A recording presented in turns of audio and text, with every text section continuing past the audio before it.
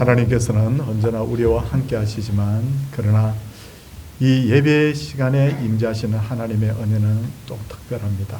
우리가 이 자리에 나온 것 하나님의 은혜고 우리가 온 마음을 다해서 하나님 앞에 예배하기를 원합니다. 주 앞에 형제 자매 되었습니다. 잠시 우리 서로 교제하고 예배드리겠습니다. 반갑습니다. 예, 반갑습니다. 이제 자리에서 다 일어서 주십시오. 1장 찬송함으로 하나님께 예배를 드리도록 하겠습니다.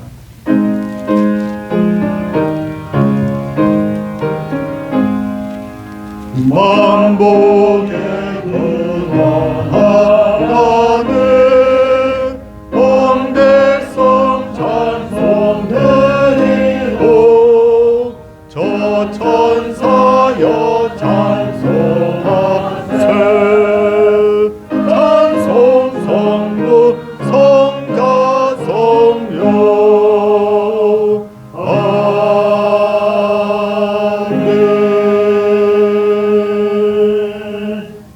착석하시기 바랍니다. 교동문은 10계명입니다. 제1은 너는 나 외에는 다른 신들을 내게 두지 말라.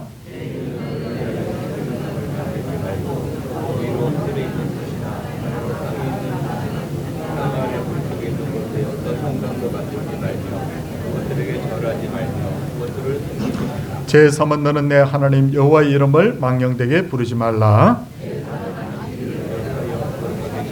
제5는 내 부모를 공경하라. 제7은 간음하지 말라. 제9는 내 이웃에 대하여 거짓 증거하지 말라. 아멘. 사도신경하겠습니다. 나는 전능하신 아버지 하나님 천지의 창조주를 믿습니다. 나는 그의 유일하신 아들 우리 주 예수 그리스도를 믿습니다.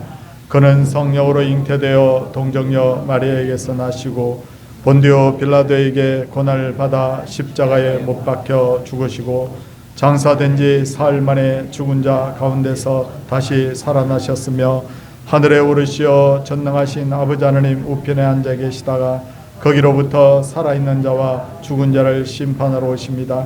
나는 성령을 믿으며 거룩한 공교회와 성도의 교제와 죄를 용서받는 것과 몸의 부활과 영생을 믿습니다.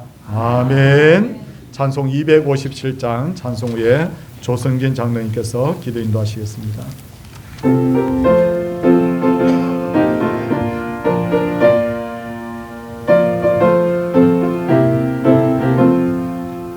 마음에 가득한 의심을 깨치고 지극히 완벽한 마음으로 찬송을 부르는 어린 양 예수의 그 피로 속죄하거든요.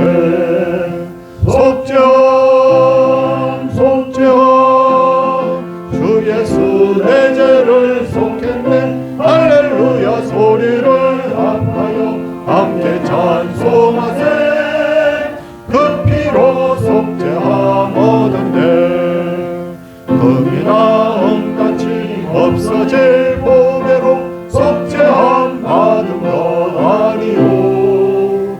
거룩한 하나님 어린 양 예수의 그 피로 속죄함 얻은데 속죄함 속죄함 주 예수 내 죄를 속했네. 할렐루야 소리를 합하여 함께 찬송하세. 그 피로 속죄함 얻은네. 나 같은 죄인이 용서함 받아서 주 앞에 옳다함 얻으무. 확실히 믿기는 어린 양 예수의 그 피로 속죄함 얻은네.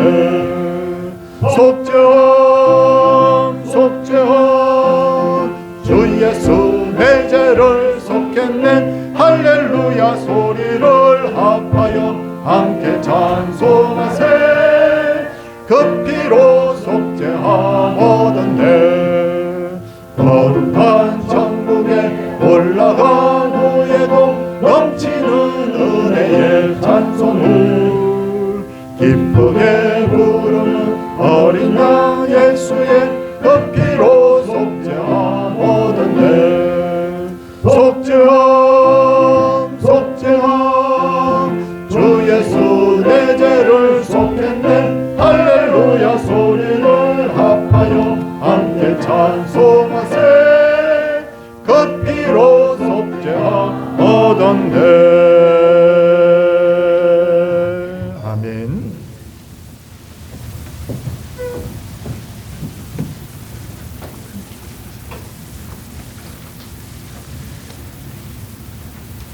천지 만물을 창조하시고 지금도 살아계셔서 인간의 생사화복을 조관하시는 하나님 아버지, 죽은 자도 살리시고 병든 자도 고치시고 여기까지 저희들을 인도해 주신 하나님 아버지께 감사와 찬양과 영광을 올려드립니다.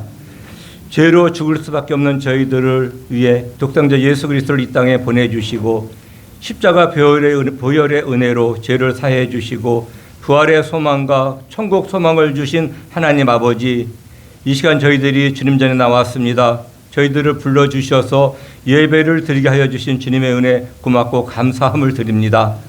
수고하고 무거운 짐자들 다 내게로 오라고 말씀하신 주님, 이 시간 저희들이 세상에 살면서 근심 걱정 무거운 짐을 가지고 주님께로 나왔습니다. 예배를 드리는 중에 저희들의 근심 걱정 무거운 짐들이 다 벗어지고 해결될 수 있는 귀한 시간 될 수 있도록 우리 주님 인도하여 주시옵소서.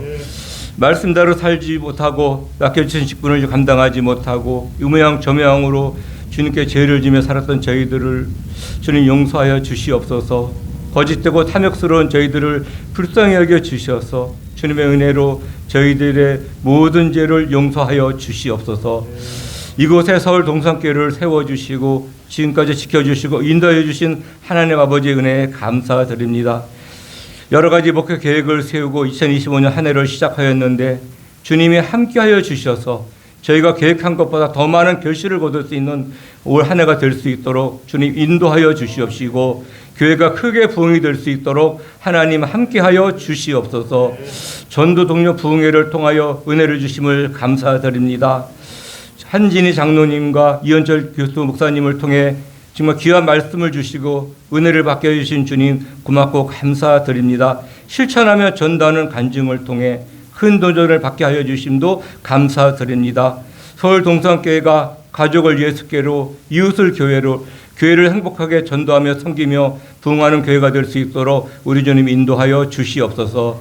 저희가 기도하며 돕고 있는 해외 선교지와 국내 선교지에 복음을 전하고 있는 주의 종들에게 영광에게 강건함과 가정의 평안함과 생업의 복을 주시어서 맡겨진 직분을 잘 감당하게 하여 주시고 섬기는 선교지와 교회가 주님의 사랑과 복음이 전파되게 하여 주시고 하나님의 나라가 확장될 수 있도록 우리 주님 인도하여 주시옵소서. 주님 대한민국을 지켜 주시옵소서. 주님께서 간섭하여 주셔서 분열된 국민이 하나가 되게 하여 주시옵시고 나라가 빨리 안정될 수 있도록 우리 주님 지켜주시고 온 국민이 평안하게 일상으로 돌아갈 수 있도록 우리 주님 인도하여 주시옵소서. 한국교회가 하나님 앞에 바로 서게 하여 주시옵시고 목회자와 성도들이 주님 앞에 바로 서서 이 혼탁한 시국에 저희가 세상의 빛과 소금 역할을 감당하는 교회와 목회자와 성도들이 될 수 있도록 우리 주님 인도하여 주시옵소서. 이 시간 몸과 마음이 아파 힘들어하는 성도님들을 위로하여 주시고 치료하여 주시고 하나님께서 붙들어 주시옵소서. 날씨가 추워 감기와 독감으로 고생하시는 분들이 많이 계시고 크고 작은 병으로 고통 중에 있는 성도님들을 주님 계시는데 치료하여 주시고 특별히 연락하신 성도님들이 건강을 지켜주시어서 정말 아버지 하나님 모든 성도들과 건강한 가운데 주님을 잘 섬길 수 있도록 주님 인도하여 주시옵소서. 특별히 하늘을 돌보는 자 힘들어하는 가족들을 위로하여 주시고 필요한 모든 것을 채워주시고 온 가정이 평안할 수 있도록 우리 주님 인도하여 주시옵소서. 하나님 아버지 지금 교회가 댄신방을 이제 시작하려고 합니다. 신방을 다 마칠 때까지 주님 함께하여 주시고 지켜주시옵소서. 그리고 신철 목사님께 영가에게 강건함을 주셔서 신방을 마칠 때까지 건강을 주시고 강건하게 주님 지켜 인도하여 주시옵소서. 담임 목사님을 통하여 주시는 하나님의 말씀이 구역과 성도님들의 가정에 꼭 필요한 축복의 말씀이 되어 구역과 성도들의 가정에 은혜가 넘치고 복이 임하는 귀한 시간 될 수 있도록 우리 주님 인도하여 주시옵소서. 신방을 통하여 구역이 하나가 되고 교회가 하나가 될 수 있도록 우리 하나님 함께하여 주시옵소서. 신수철 목사님과 네 분의 장로님들에게 영광에게 강건함과 성령의 충만한 은혜를 주시고 가정에 늘 평안하게 하여 주시옵시고 생업에 복을 주시어서 맡겨주신 직분을 잘 감당하고 교회를 살피고 성도들을 잘 섬길 수 있도록 우리 주님 인도하여 주시옵소서. 목사님께서 말씀을 전하실 때 하나님께서 목사님의 입술을 지켜주시옵시고 주시는 하나님의 말씀을 통해 저희들의 영안이 열리게 하여 주시옵시고 귀가 열리게 하여 주시옵시고 마음의 감동을 주시어서 성령의 충만한 은혜가 임하는 귀한 시간 될 수 있도록 하나님 인도하여 주시옵소서. 할렐루야 찬양대가 기도하며 준비한 찬양을 온 성도들과 마음을 같이하여 하나님께 올려드립니다. 주님 기쁘게 받아 주시옵소서. 특별히 오늘 오후 예배 후에는 전교인이 함께하는 기감절 윷놀이 대회를 하려고 합니다. 주님 함께하여 주셔서 주일학교 초등부, 중고등부, 청년부, 간 남녀 전도회, 목회자, 장로의 온 성도들이 함께 즐거워하고 기뻐하는 행복한 은혜의 시간이 될 수 있도록 우리 주님 인도하여 주시옵소서. 지금도 살아계셔서 우리와 함께하여 주시는 예수 그리스도의 이름으로 기도드렸습니다. 아멘.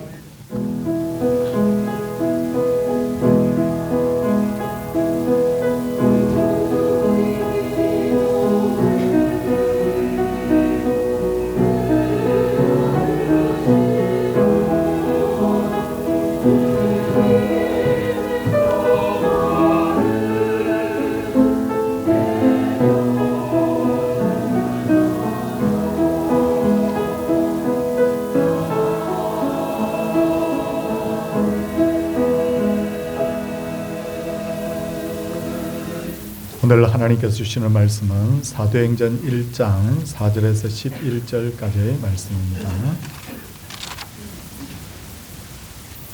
사도행전 1장 4절에서 11절 말씀.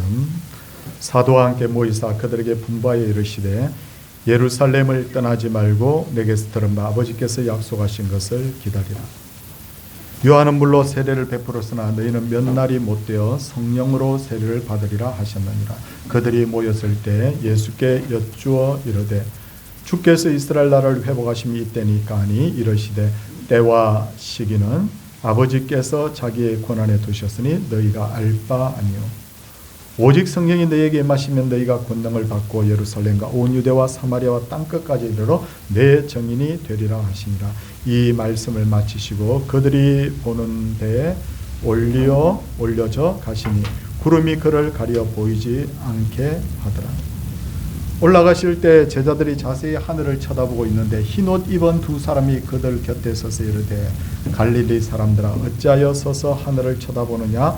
너희 가운데서 하늘로 올려지신 이 예수는 하늘로 가심을 본 그대로 오시리라 하였느니라. 아멘. 할렐루야 찬양대의 찬양이 있겠습니다.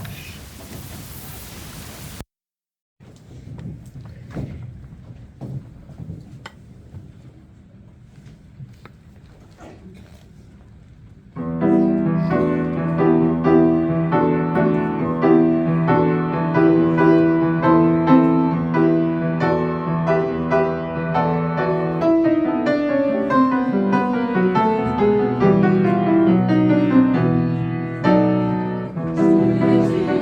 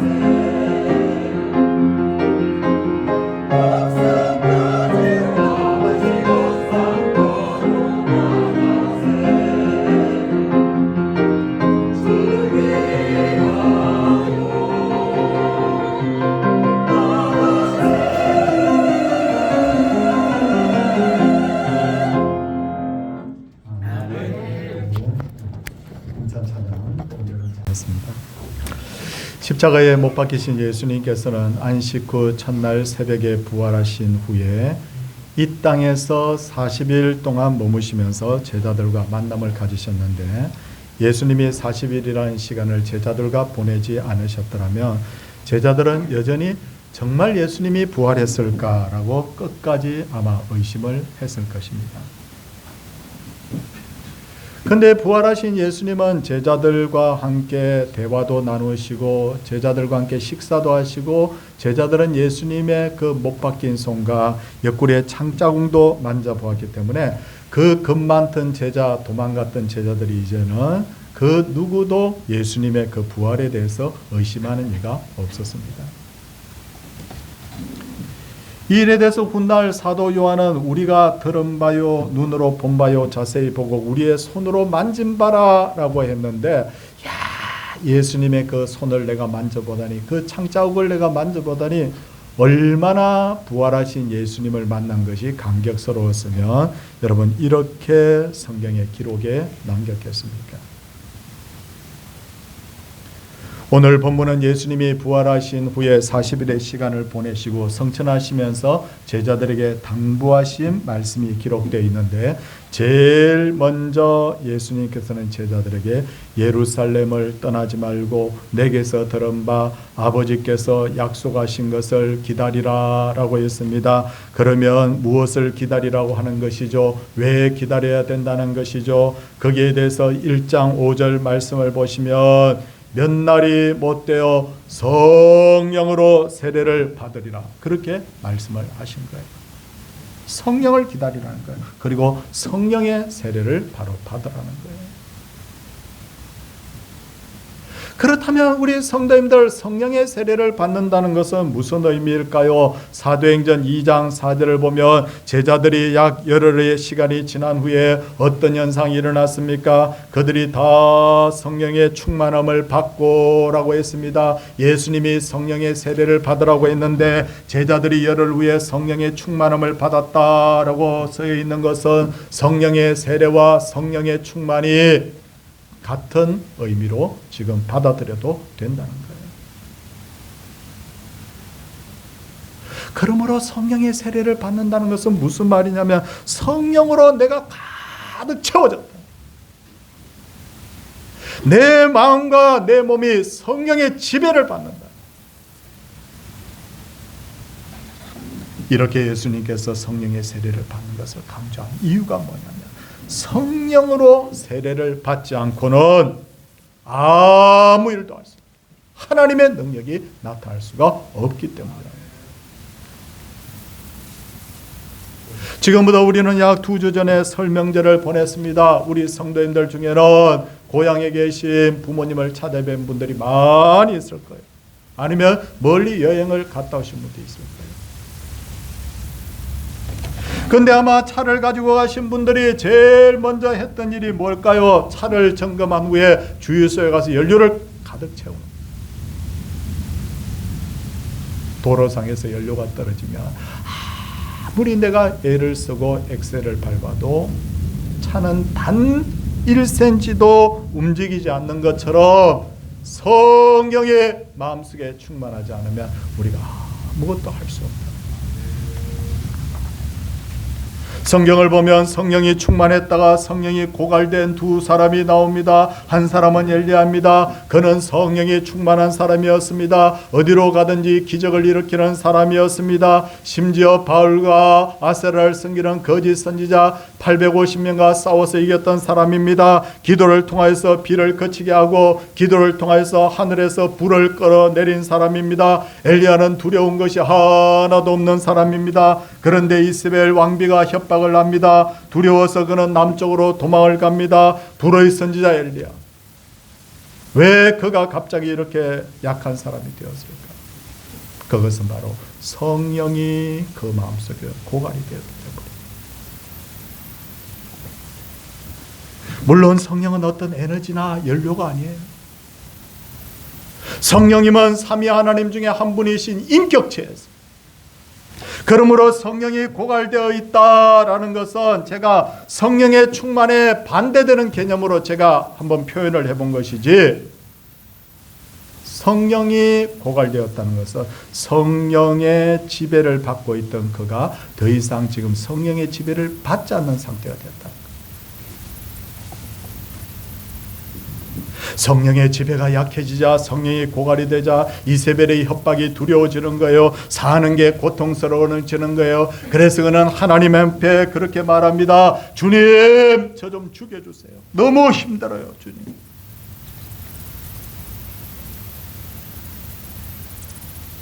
그것을 하신 하나님께서는 엘리야를 호렙산에 가서 쉬게 합니다. 그리고는 그에게 다시 성령의 충만을 경험합니다. 성령의 충만함을 입자 그는 다시 일어나서 회복이 되어서 하나님의 일을 하기 시작하는데, 그때로부터 하사엘과 예후와 엘리사라는 역사를 움직이는 새 인물을 세우고 나서 그는 때가 되어서 하늘로 성천을 합니다.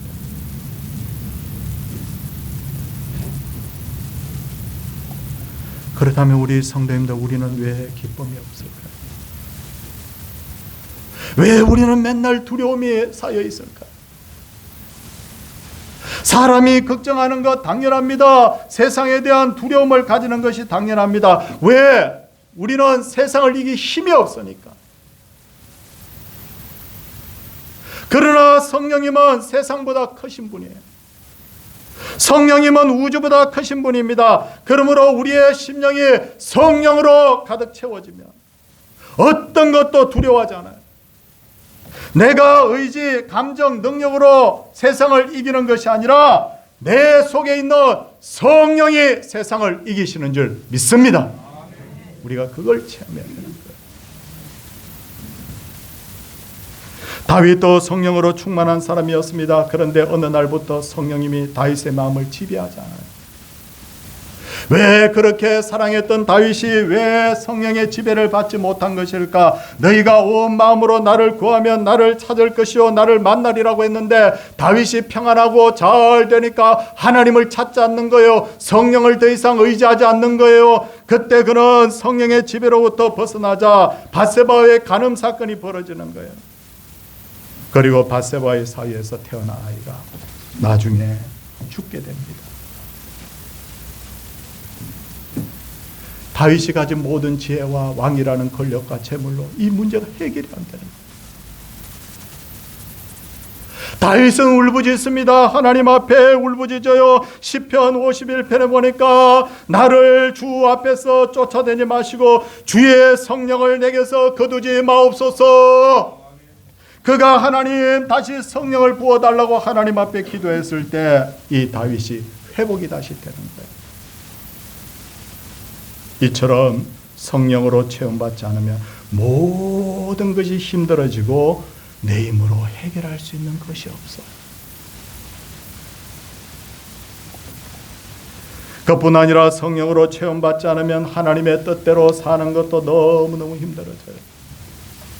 영적인 것보다 육주인적인 것, 안목의 정욕, 이생의 자랑에 사로잡혀 삽니다. 하나님을 내가 사랑한다는 그런 어떤 마음이 생길 그것이 자랑스러운 것이 아니라 이것 봐 하면서 자기가 가지고 있는 명품을 자랑합니다.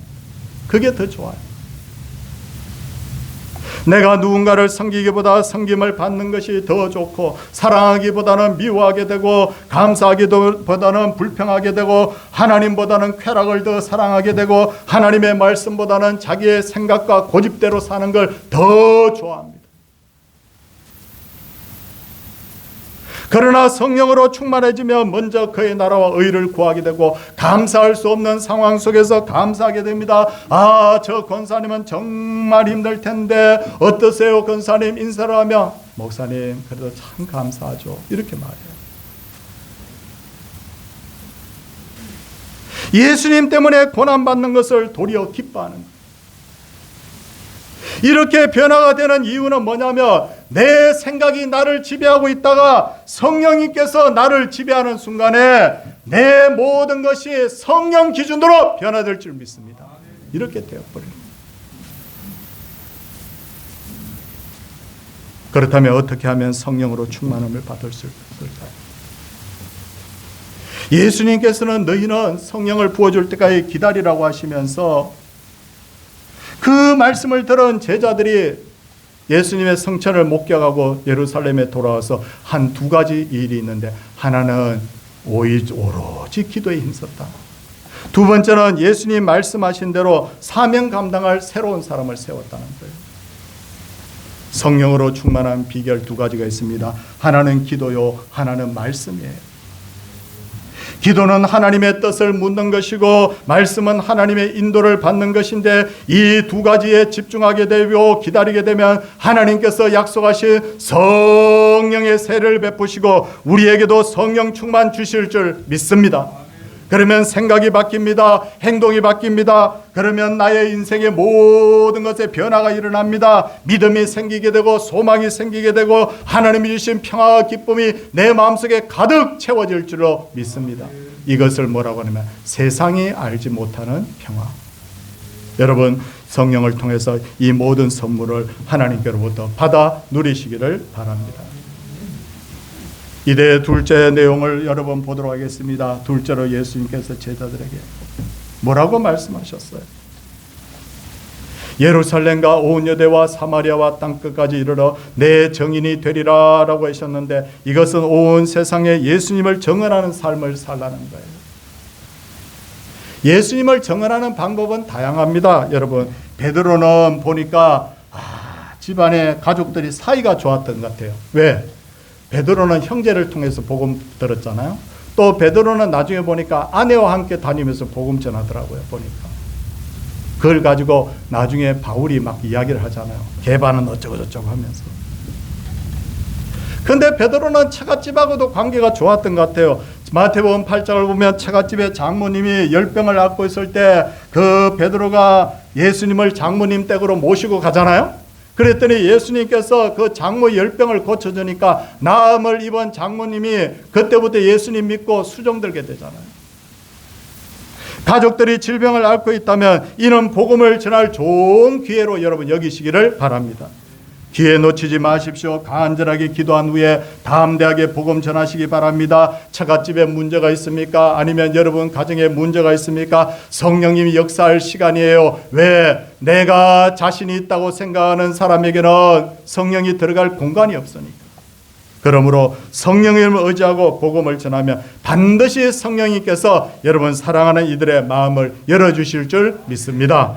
둘째는 여러분, 바울과 바나바는 온 세계를 다니면서 복음을 전했습니다. 이 자기의 전생애를 복음 전하는 사람을 풀타임 사역자라고 합니다. 근데 요즘은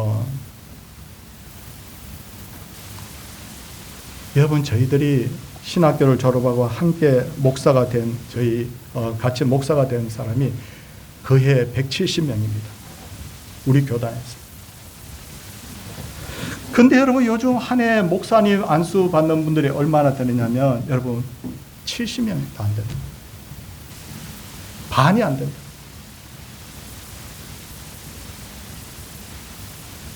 왜 그 머리 아프게, 왜 골치 아프게, 왜 목회하느냐고. 세상 다른 직업도 좋은데 목회 안 한다는 거예요.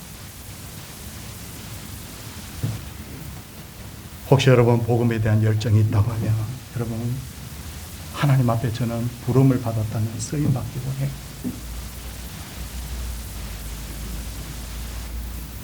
세 번째는 바울과 바나바를 선교사로 판속했던 안디옥 교회는 기도와 물질로 후원을 했습니다. 우리도 직접 선교사로 직접 전도자로 가지 못하지만 여러분 보내는 선교사, 보내는 전도자가 될 수 있다는 거예요. 넷째는 여러분, 성도가 세상에서 소금과 빛으로 살아서 성도의 착한 행실을 보고 세상 사람들을 하나님께 영광 돌리게 할 수 있다는 거예요. 이게 굉장히 중요한 문제예요. 70년대, 80년대 한국 교회가 많이 부흥을 했을 때 그때 어떤 현상이 있었습니까? 웬만하면 자녀들을 교회에 보냈습니다. 왜? 교회는 좋은 곳이라고. 근데 요즘은 교회에 대한 인식이 낮아지니까 우리가 뭐 특별히 뭐 그런 것도 없는데도 불구하고 교회 가지 마. 여러분, 우리 성도들이 착한 행실을 통해서 하나님의 영광 드러내는 것 정말 중요해요. 그렇다면 우리는 왜 복음을 전해야 될까요? 올해 목표가, 올해 표를 보면 가족을 뭐죠? 이웃을 교회로, 교회를 행복하게 전도해요. 야, 올해도 우리 교회 목사가 또 전도하자고 덜덜 볶을 텐데, 아유, 전도 안 하면 안 될 텐데, 여러분, 이래서 전도해야 되나요? 아니면 여러분, 우리 교회의 빈자리를 채워야 되고 교인 수를 늘려야 된다는 어떤 그런 목적에서 우리가 전도를 해야 되나요? 그것도 중요합니다. 그것도 간과할 수는 없습니다. 그러나 더 근본적인 전도해야 될 이유가 있습니다.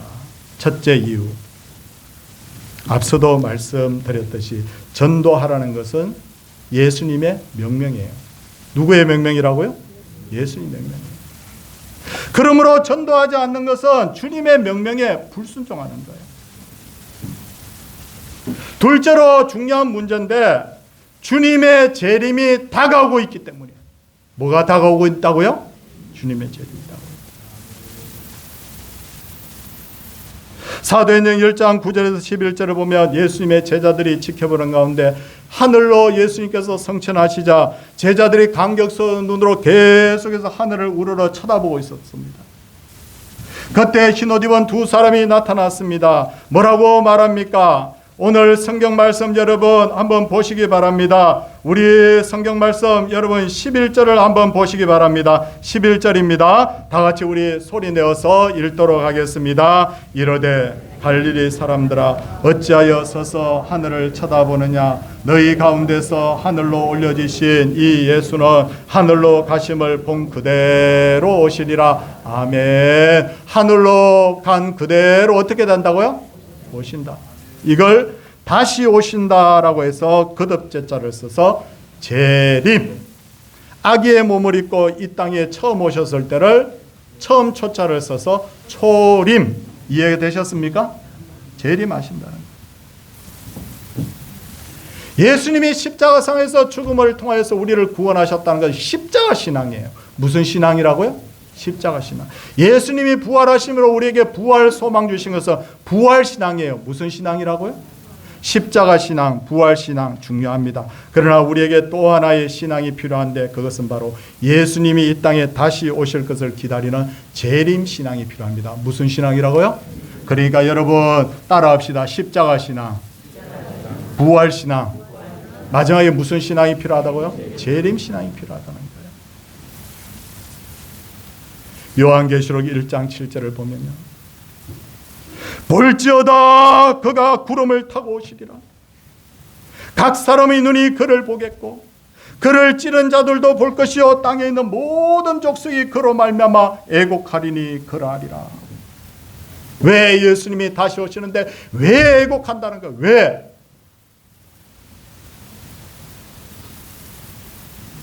다시 오신 예수님은 세상을 심판하시기 위해서 오시기 때문에. 그런데 그 심판이 얼마나 무서운지 우리 성경 한번 찾아보겠습니다. 요한계시록 6장 16절, 우리 성경을 빨리 한번 찾아보겠습니다. 요한계시록 6장 16절이에요. 속도감 있게 한번 찾아주시기 바랍니다. 요한계시록 6장 16절 자막에도 한번 띄워주시기를 바랍니다. 어떤 일이 벌어지는지 앞에 자막 보고 우리 다 같이 한번 소리 내어서 읽도록 하겠습니다. 산들과 바다에게 말하되 우리 위에 떨어져 보좌에 앉으신 이의 얼굴에서와 그 어린 양의 진노에서 우리를 가리라 라고 합니다. 재림하실 때. 아니 산과 바다 바위가 내 위에 무너지면 어떻게 됩니까? 살이 터지고 몸이 갈라지고 사람이 완전히 조각이 나버리겠죠. 근데 왜 이 사람들이 산과 바다 바위에게 말하기를 내 위에 빨리 이렇게 무너져 달라고 하는 거예요? 어린 양의 진노에서 우리를 가리라. 얼마나 무서웠습니까? 주님의 눈을 피하려고 이렇게 하는 거예요.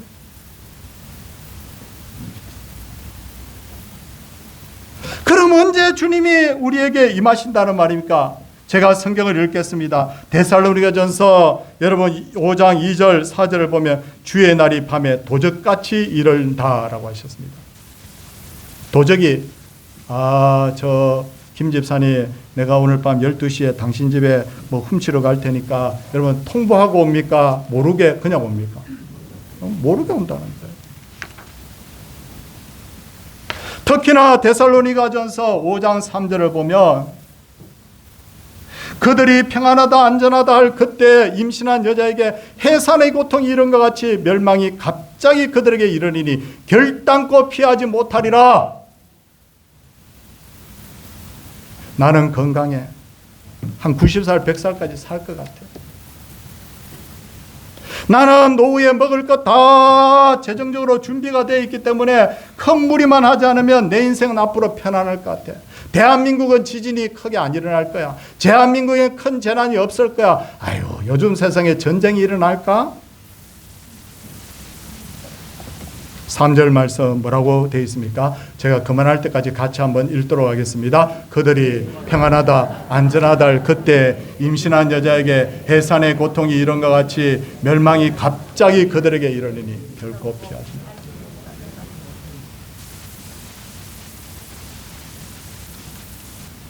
방심하지 마세요.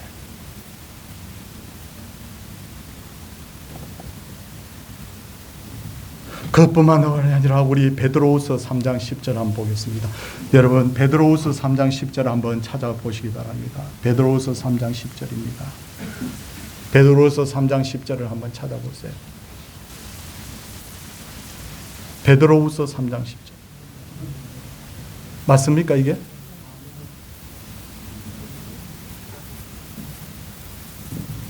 제가 읽도록 하겠습니다. 그러나 주의 날이 도적같이 오리니, 다 같이 한번 같이 읽겠습니다. 그러나 주의 날이 도적같이 오리니 그날에는 하늘이 큰 소리로 떠나가고 물질이 뜨거운 불에 풀어지고 땅과 그 중에 있는 모든 일이 드러나리라. 설명하겠습니다. 물질이 뜨거운 불에 풀어진다. 이 말이 무슨 말입니까? 얼마나 심판의 불이 뜨거웠으면 모든 게 다 녹는데 인간이 만들어낼 수 있는 온도가 몇천 도밖에 안 될 거예요. 그런데 핵분열이 일어나면 그 온도가 수만 도까지 막 올라가겠죠. 그런데 하나님은 그보다 더 뜨거운 불로 세상을 심판하시는데 물질이 다 풀어진다는 말은 뭐냐면 물질을 구성하고 있는 분자, 원자까지 다 깨져버린다는 거예요. 그리고 그 끝에 말씀에 보면 어떤 말씀이냐면 모든 일이 어떻게 된다고요? 드러난다. 무슨 말입니까? 물질이 다 깨어져서 물질의 근본이 다 드러난다는 뜻도 되고요. 사람들이 그동안 알게 모르게 행한 모든 게 다 드러난다는 거예요. 다 드러난다.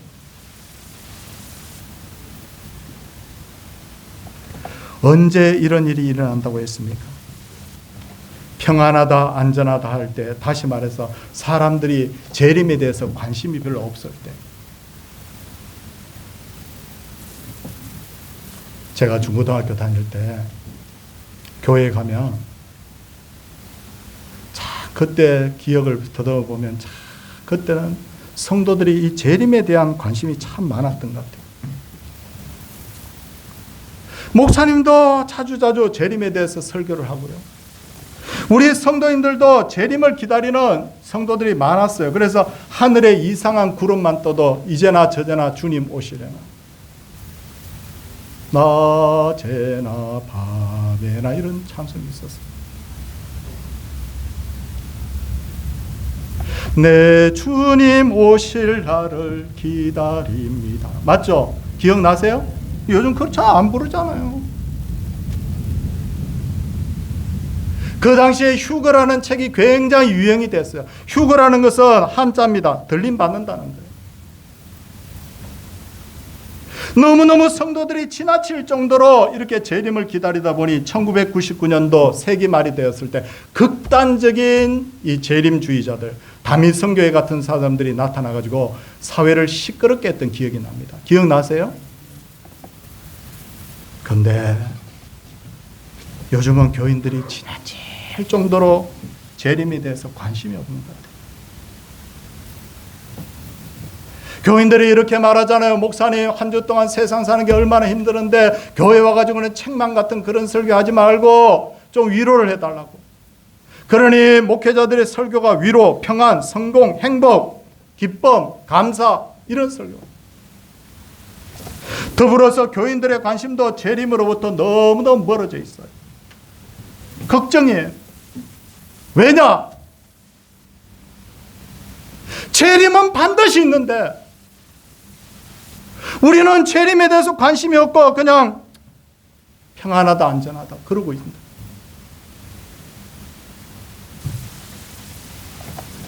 그때가 되면 주님의 심판대 앞에 서서 자기의 행한대로 다 심판받습니다.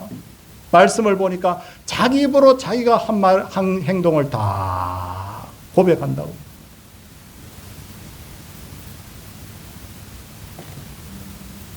여러분, 그러기에 우리 복음 전해야 돼요. 셋째로 복음을 전해야 되는 이유는 사랑하는 이에게 줄 수 있는 최고의 선물이 바로 복음이에요. 누가복음 16장 보면 잠깐 설명을 하겠습니다. 거지와 나사로 내용 아시죠? 그때 부자가 지옥 갔잖아요. 지옥에 간 부자가 천국에 있는 아브라함에게 나를 긍휼히 여기사 나사로를 보내어 그 손가락 끝에 물을 찍어서 내 혀를 서늘하게 하소서. 내가 이 불 가운데 괴로워하나이다. 물 한 방울만 찍어달라는 거예요. 그런데 그게 안 돼. 그러니까 이 부자가 아브라함에게 또 무슨 부탁을 하느냐면 나사로를 내 아버지 집에 보내소서. 내 형제 5이 있으니 그들에게 정언하여 그들이 이 고통받는 곳에 오지 않게 하소서.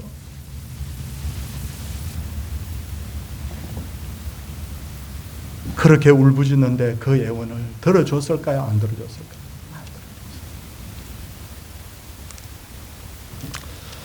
지옥은 자비가 없어요.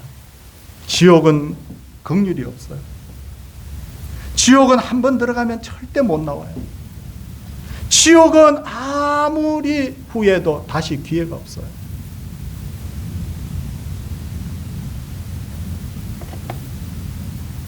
여러분, 그러나 지금은 기회가 있어요. 우리 부모님이 혹시 살아계시거나 형제들, 자매들, 우리 자녀들이 지금까지 있다면요, 여러분 반드시 우리 복음 전해야 돼요. 왜? 이게 정말 중요한 거니까. 요한계시록을 보면 지옥을 무저갱이라고 하잖아요. 무저갱의 뜻이 뭐냐면 바닥이 없다는 거죠. 계속 떨어져. 언제까지? 영원히 떨어져. 바닥이 없어요. 이제 마지막 질문을 드리고 말씀을 마치겠습니다. 주님 언제 오실지 압니까? 모릅니까? 몰라요. 그러나 그렇다면 주님이 다시 오실까요? 오지 않으실까요? 오십니다. 그때가 세상의 끝이에요. 그러나 주님이 아직 오시지 않는다 하더라도 내 인생의 끝이 나면 그것도 끝이에요. 그때부터도 기회가 없는 거예요. 그래 꼭 복음 전하십시오. 아이고, 내 아들은 내 딸은 그냥 잘 살고 있어. 그냥 냅둬. 아니요. 어쩌면 저는 그런 상상을 한번 해봅니다. 내 사랑하는 이가 저 부자처럼 저 지옥에서 나를 쳐다보면서 왜 그때 나에게 복음을 전하지 않았나, 이럴 날이 오면 안 되잖아요. 사랑하는 성도님들, 저도 마찬가지고 여러분들도 마찬가지고 풀어야 될 숙제가 많이 있는데 때가 늦기 전에 반드시 우리 사랑하는 이들에게 이 복음을 전하는, 좀 부담스럽긴 해도 그러나 주님이 재림하시는 것이 너무 확실하게 이 복음 전하는 그런 우리 믿음의 귀한 성도들, 우리가 하고자 하면 성령으로 도와주실 줄 믿고 우리 하는 거예요. 반드시 그렇게 되기를 주님의 이름으로 소원을 드립니다. 우리 함께 찬송하도록 하겠습니다. 찬송은 500장입니다.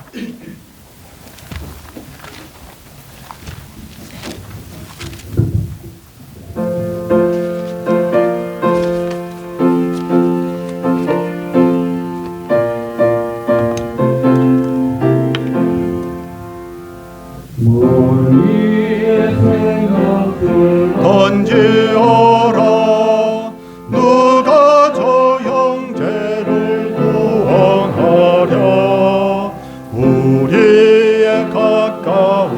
형제이니 이 생명줄 누가 던지려나 생명줄 던져 생명줄 던져 물속에 빠져간다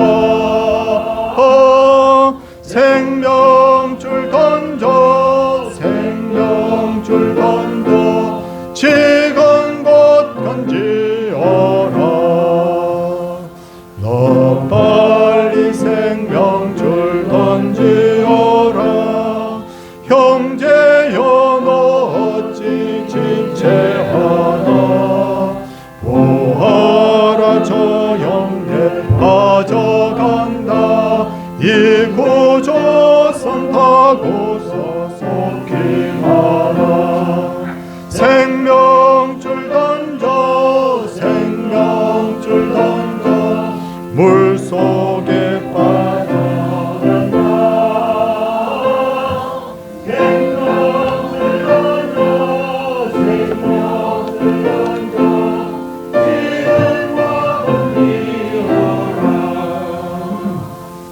어서 생명줄 던지어라 저 형제 지쳐서 허덕인다 시험과 근심에 거센 풍파 저 형제를 휩쓸어 몰아간다 생명줄 던져 생명줄 던져 물속에 빠져간다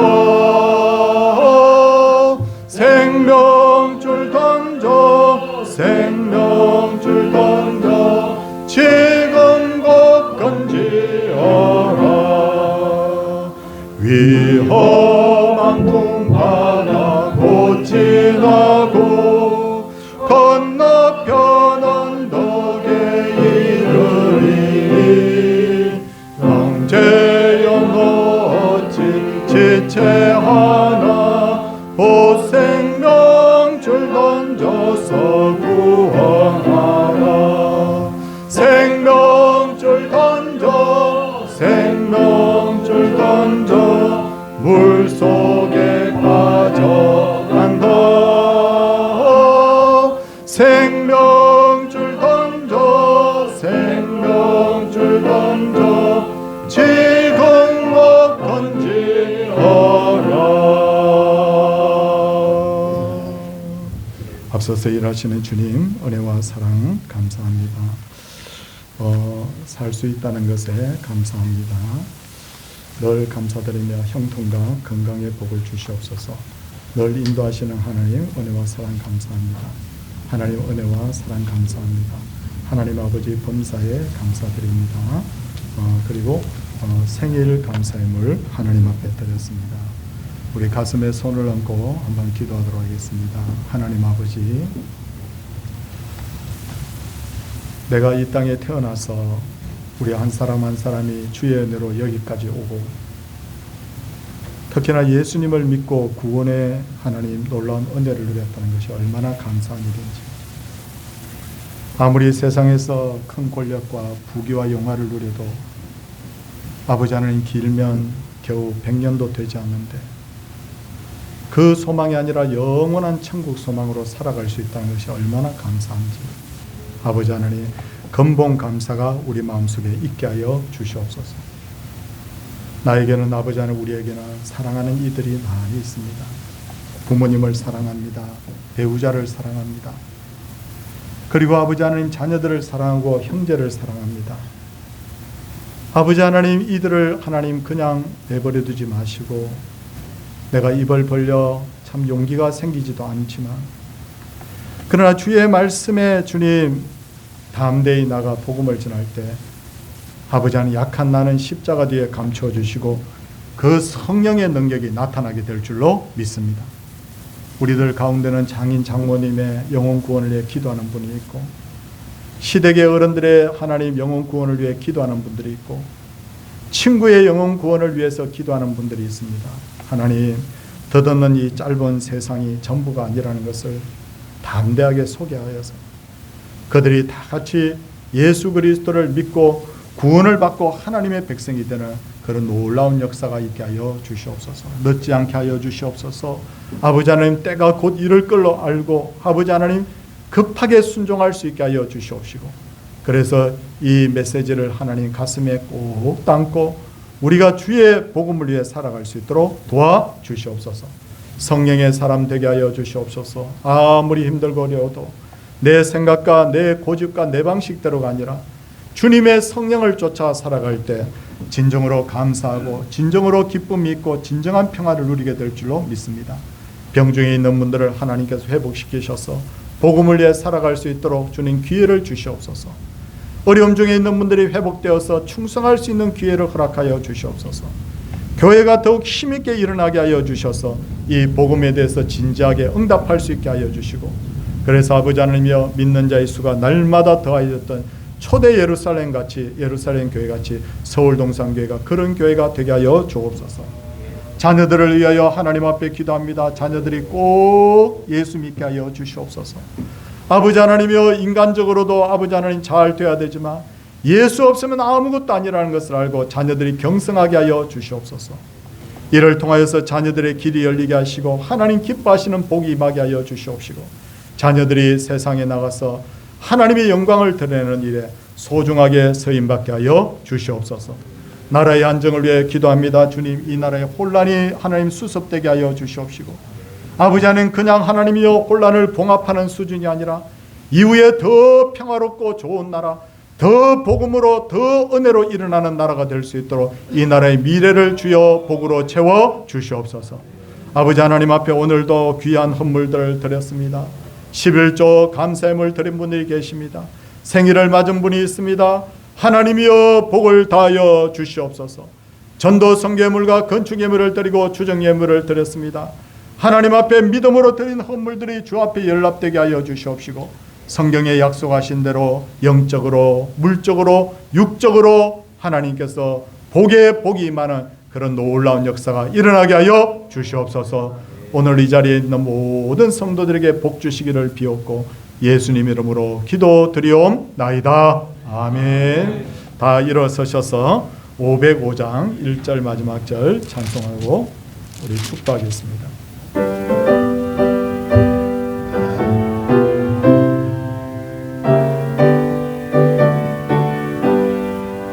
온 세상 위하여 나 복음 전하리. 만 백성 모두 나와서 주 말씀 들으라. 죄 중에 빠져서 헤매자들아, 주님의 음성 듣고서 너 구원 받으라. 전하오 기도해 매일 증인 되리라. 세상 모든 사람 다 듣고 그 사랑 알도록. 3절입니다. 온 세상 위하여 주 은혜 임하니. 주 예수 이름을 믿어 이 복음 전하자. 먼 곳에 나가서 전하지 못해도 나 어느 곳에 있든지 늘 기도 힘쓰리. 전하오 기도해 매일 증인 되리라. 세상 모든 사람 다 듣고 그 사랑 알도록. 주 예수 그리스도의 은혜와 하나님의 크신 사랑과 성령의 감동과 마심이 확실하게 복음을 믿고 확실하게 이 복음의 증인으로 살기를 원하는, 그래서 하나님의 영광을 드러내고 복의 복을 누리기를 원하는 성도들과 그 자녀들과 그 가족과 그 아버지 하나님 생업위회와 서울 동산교회와 이 땅의 모든 주의 백성들을 위해 이제로부터 영원토록 함께 있을지어다. 아멘.